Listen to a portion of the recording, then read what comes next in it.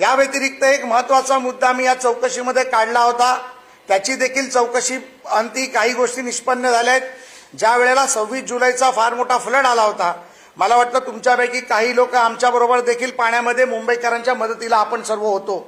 सिद्धिविनायक मंदिराचा त्या काळात मी ट्रस्टी होतो, त्यामुळे त्यावेळेला आपण प्रचंड लोकांना मुंबईकरांना मदत करण्याचा देखील प्रयत्न केला। परंतु ते झाल्यानंतर तेव्हाचे तत्कालीन पंतप्रधान कैलासवासी मनमोहन सिंग साहेबांनी मुंबई महापालिकेच्या मिठी नदीच्या संरक्षण भिंतीसाठी 1400 कोटी रुपयाचा पंतप्रधान विशेष निधी दिला होता।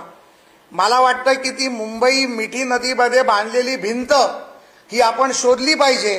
ती भिंत कुठे गेली हे देखील आपण पाहिलं पाहिजे आणि त्या भिंतीचं काय झालं हे देखील पोलिसांनी चौकशी केली पाहिजे। कारण आताच्या चौकशी अंती हे माहिती पडलंय की ती भिंतच मुळी आता तिथे नाहीये। या व्यतिरिक्त अनेक लाख उंदीर मारले असा देखील दावा त्यामध्ये केला गेला। म्हणजे चिखल खाल्ली माती खाल्लं इथपर्यंत ठीक होतं, आता उंदीर देखील खाण्याचं काम या मंडळींनी केलंय। जवळजवळ 1 लाख उंदीर मारल्याचा त्यांनी दावा केलाय आणि 100 रुपये पर उंदीर प्रमाणे त्याच्यामध्येही कोटी रुपयाचा भ्रष्टाचार कोटी रुपयाचा झालाय। हा देखील मी आज आपल्या पत्रकार परिषदेच्या माध्यमातून दावा करतो।